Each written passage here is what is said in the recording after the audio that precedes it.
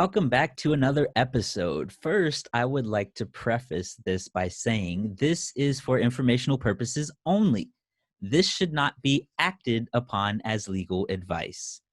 I would like to welcome Matthew Paletz. He's the CEO of Paletz Law.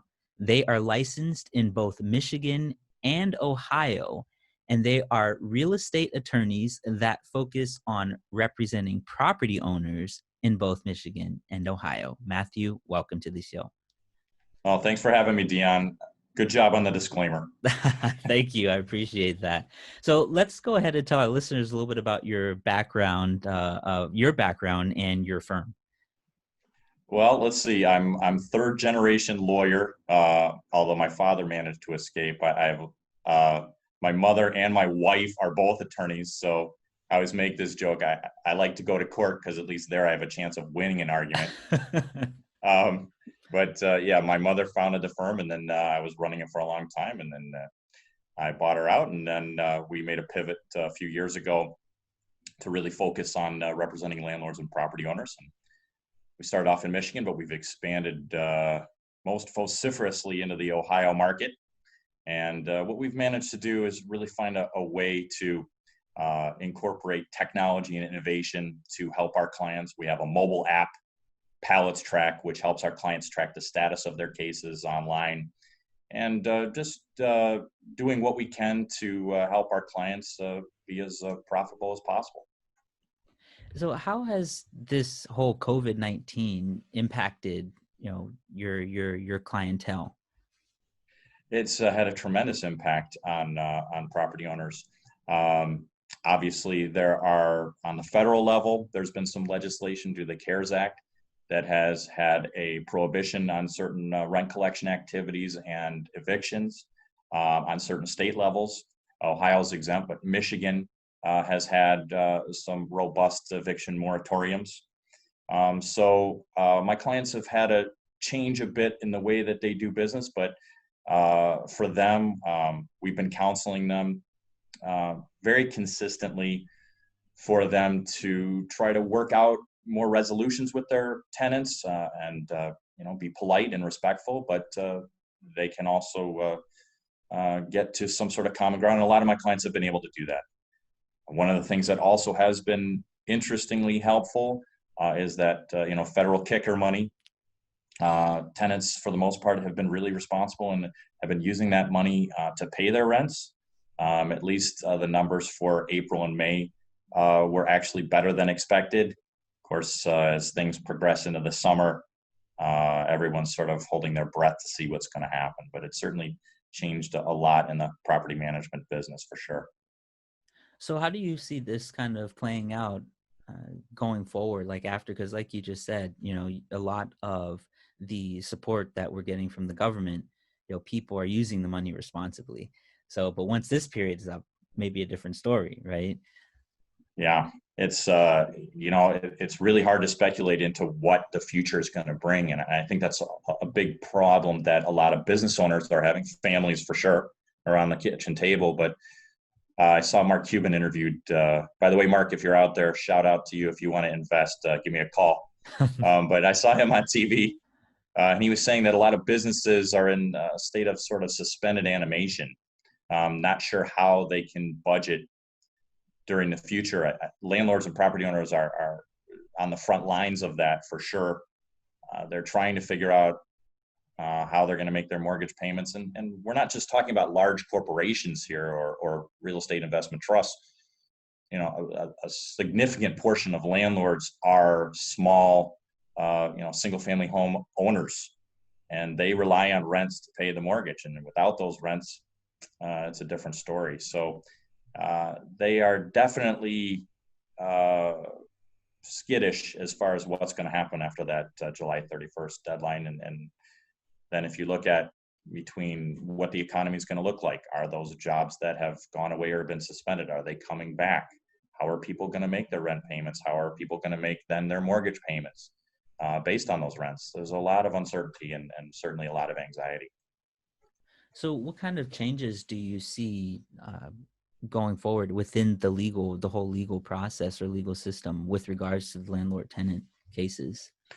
Well, certainly in the immediate as future, as courts begin to bring back more personnel, they've already made a lot of different changes because of social distancing, which is of course very important. And I want to reiterate, no one is advocating for mass evictions here in a health crisis. That would be the last thing we want to do. I think, though, it still is important to understand that courts have a role, judges have a role to mediate disputes. That's what they're there for, and it's appropriate for those disputes to be heard. The question is, how are the courts going to be able to logistically handle it? That's going to be difficult for them on shortened staff. Some are doing Zoom meetings, as we are here. Others are doing some very innovative things, and courts and innovation don't usually go hand in hand, but they're taking their cues from,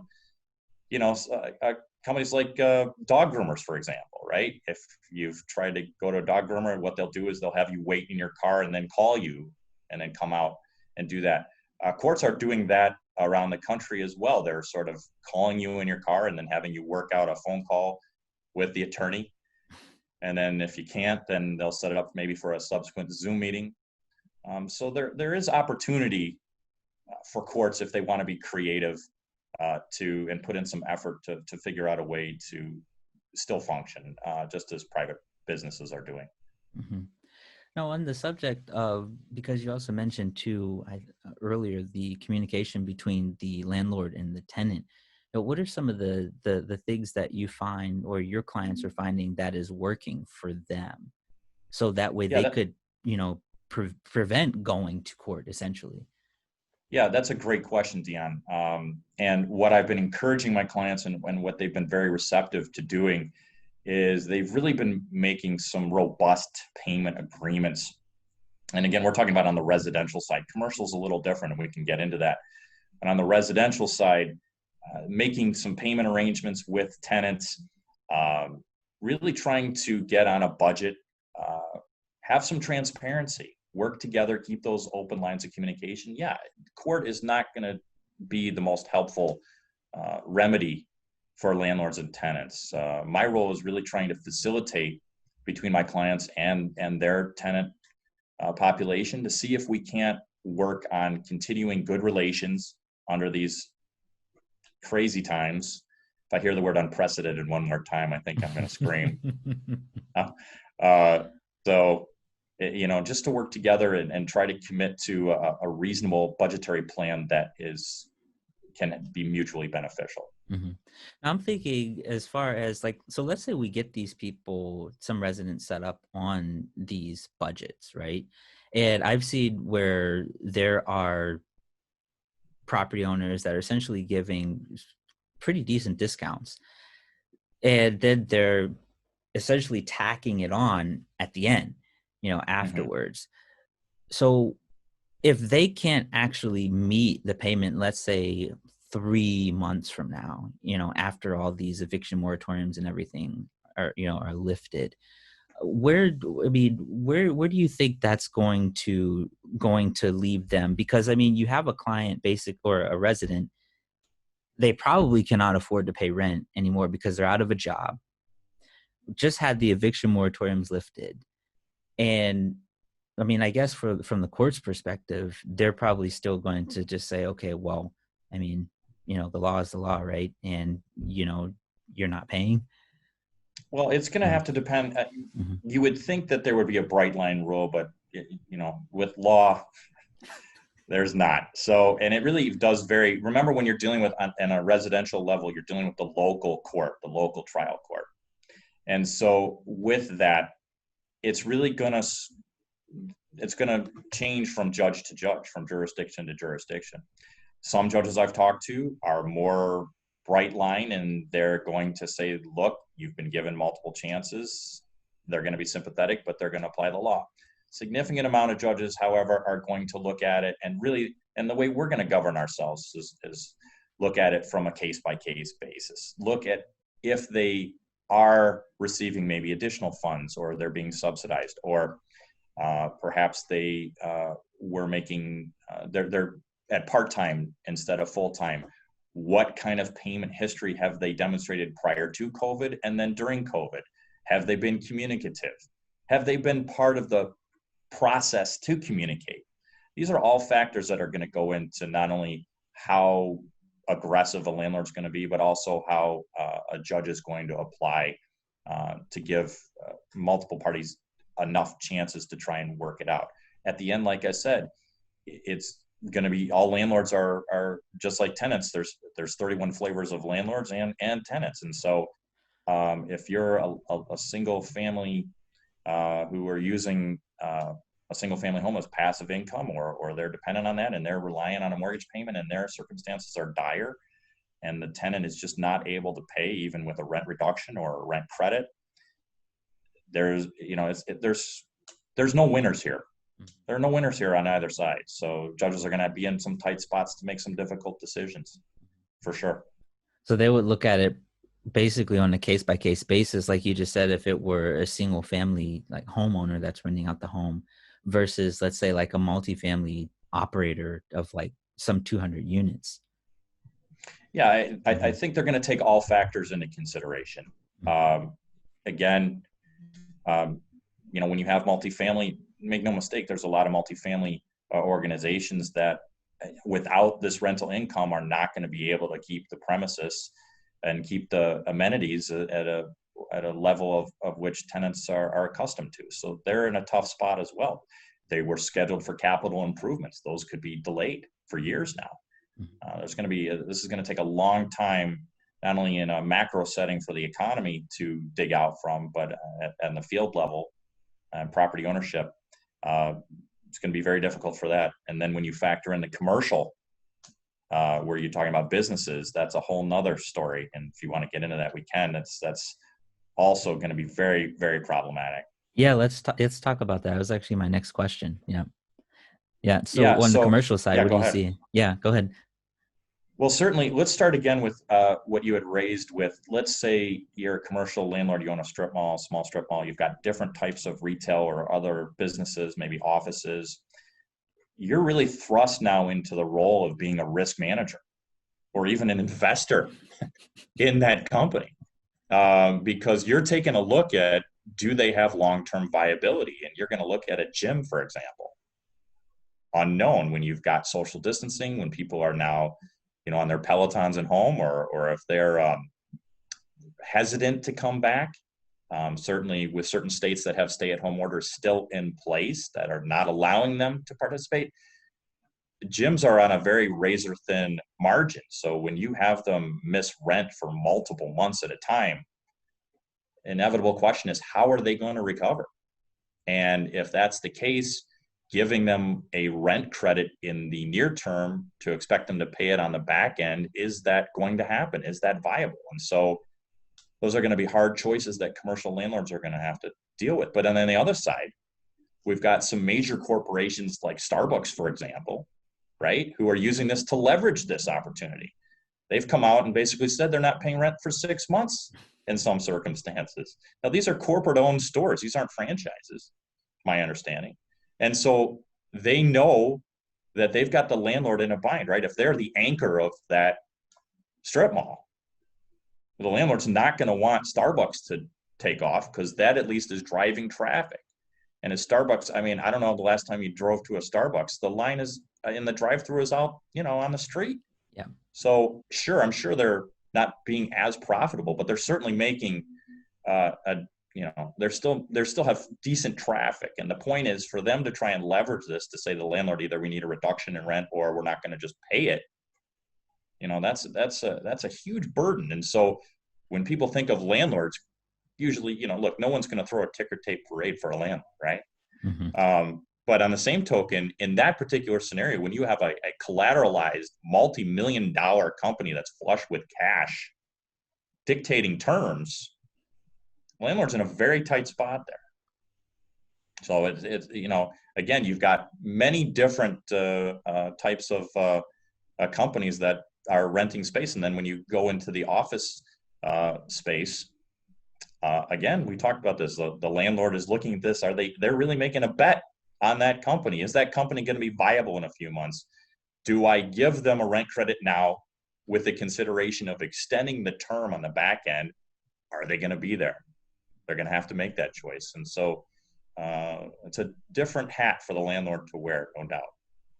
Yeah, that's got to be a really tough spot for, these commercial landlords to be in. You figure, like you said, especially let's say if you were looking at a single tenant, property, and then your tenant, like you said, let's just say Starbucks, and they decided they weren't going to pay. I mean, then what recourse does the landlord have then at this point? Yeah, that's a good question. So is the landlord going to sue Starbucks? Maybe. It's really going to depend. Is the landlord going to try and work out a deal? Look, the squeaky wheel gets the grease, so it's going to have to be persistence. Mm-hmm. But then you look at situations like Hertz Rent-A-Car, right? Mm-hmm. So Hertz is on the verge of bankruptcy if they haven't already filed. What does that mean? So then when you have a major company that you have relied on to be another anchor of your strip mall or your commercial property, and all of a sudden they're struggling, and with others, we haven't even gotten into the cascading failures of perhaps restaurants. As that goes, landlords is going to be looking at this and going to have to make some really tough choices, because if they go down, then what we talked about, that I've been blogging about. If you go to, I guess, a shameless plug here, PaletzLaw.com, we have a pretty robust blog posting about this stuff. If landlords can't make their payments, then we go right back to the recession, right? We have this cascading failure of multiple bank-owned properties, blight, all of these things. So I'm out here advocating for a group that doesn't get a lot of publicity, and they don't want it. They just want business to be as usual, and just have a good relationship with their residential tenants and their commercial tenants. But at the same time, this needs to be known that they are really a cornerstone fabric of the economy. They're on the front lines in the economy. If their businesses go under, that municipalities can't get that tax revenue, and it's a problem. This is what we saw during the recession, and we desperately don't want to see that happen again. But who knows what's going to happen? It's pretty ominous. So right now, the landlords of commercial properties, is there anything that they can do on their end if they are, if they have a mortgage, basically a loan on the property that they have to cover, as far as negotiating with the lender to kind of alleviate some of that? Yeah, great question, Dion. And I've been encouraging my clients, and a lot of them have been doing that. Yes, they've been trying to renegotiate deals with the lender, but remember, right? You always have to pay the piper, right? When we're dealing with the banks, that's going to happen. So there are hidden pitfalls in that. One of the things is that, look, you can try to renegotiate with the bank to get some sort of forbearance for a certain period of time, just as a tenant's asking you to do, right? However, when you go to try and refi that property, if you're in arrears, they're not going to refi you. So the question is, you've got to be very careful, and you've got to look 2 steps ahead at least to see, okay, the short-term versus long-term prognosis of the health of the portfolio and what they're going to do with regard to that. So it's not a quick fix for sure, and they're going to have to make an election as to what is in the betterment of their organization. And unfortunately, they might not have the luxury of long-term thinking if they're just trying to survive. Mm-hmm. And a lot of companies are going to be in that position if this thing continues to drag on. And then the virus is an unknown entity variable of this as well, right? If we get a second wave, or all of a sudden, they're trying to get their cash reserves up, as any small business is trying to do. That suspended animation concept, again, they're not sure how to do long-term budgeting. What do they do? Yeah. So, a lot of hesitation and a lot of anxiety, to be sure. I mean, what do you see with the restaurant sector or any restaurant clients that you guys have? How is this going to play out for them? Yeah, very troubling. Very troubling, especially with the mom and pops, the diners.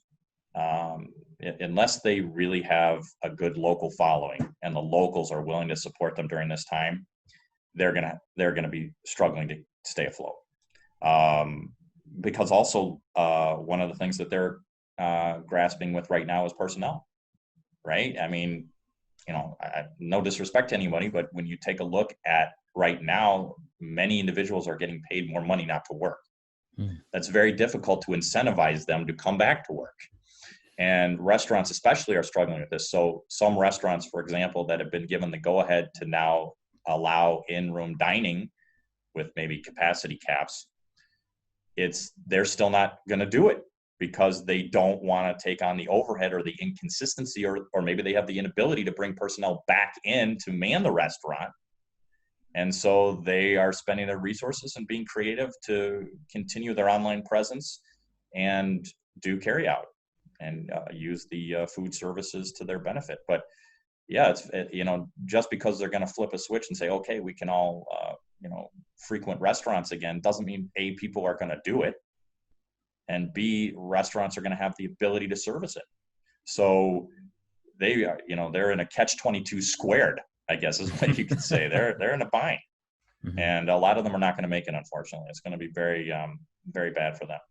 Yeah, I remember when this new piece of legislation they had just introduced it, and I just remember thinking to myself, "Wait, what's going on?" The benefits, the added additional unemployment benefits, plus the stimulus check, and all these other things.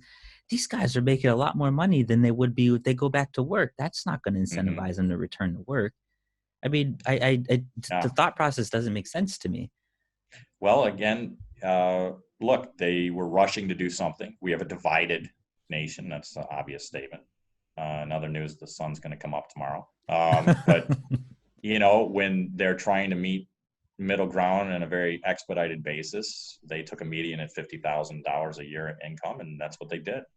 And then, others on the political aisle make their cases for why that number was made or why it should have been made, whatever. I don't try to mix business with politics, and especially not on social media. It's a no-win for anybody. Yeah. Just ask Drew Brees. And so, the fact of the matter is that that number was what was used, and some senators did warn against it. And I think come time to extend it, that argument now will have become more to the forefront. We'll have to see what happens, because yes, you have plenty of individuals who are just not incentivized to come back to work, and that's going to not help the economy get started more quickly, obviously. Yeah. And companies are already struggling with that now. Yeah. What do you think would be, a pretty big mistake that some landlords might be making right now that maybe they're not even aware of it? Well, landlords are no different than small business owners across the country, right? Don't be in denial. Look at your books.